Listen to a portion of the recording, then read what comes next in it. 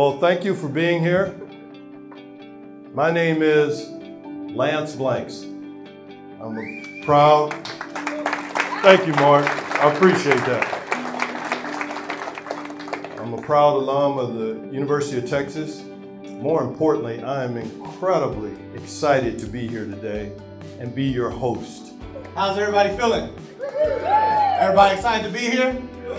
I'm Trennis Jones, as Lance Blanks said, and Lance has been a great mentor of mine. And from the PCA perspective, what we believe is youth sports is the best way for kids to learn life lessons. That's my opinion.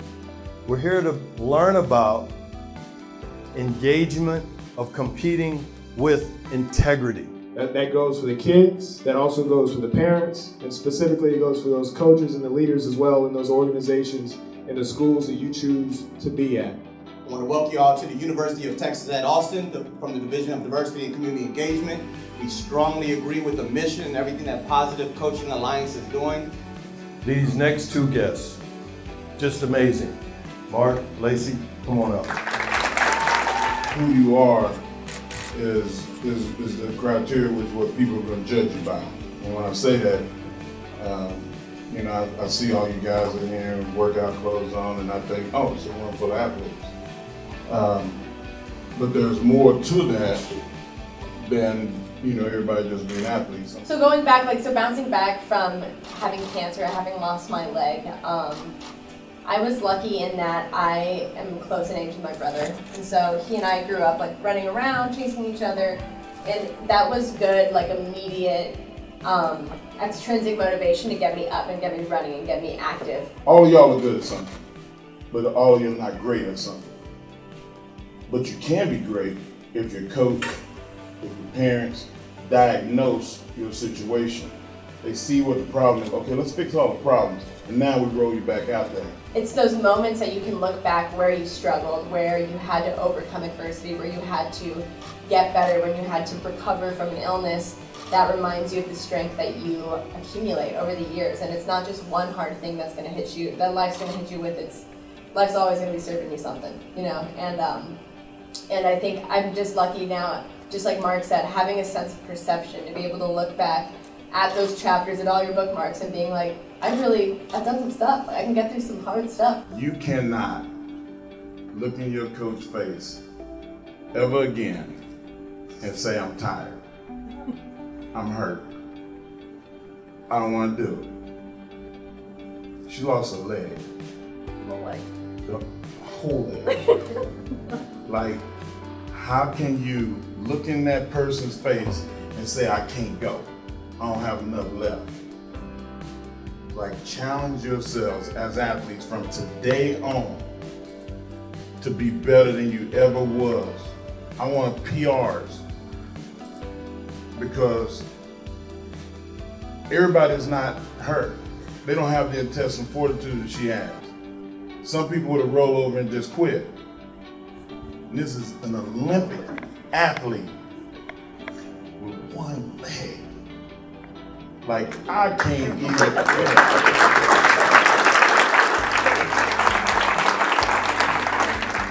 Now we're going to get into our breakout sessions.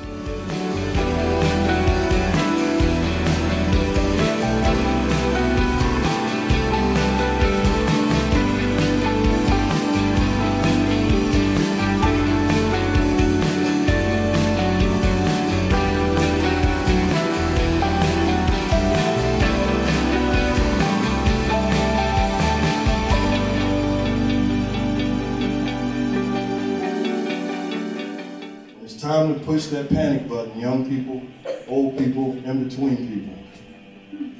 Have a sense of calm by yourself, and this man does it better than anyone I've ever been around in my life. So once again, Joe Dumars.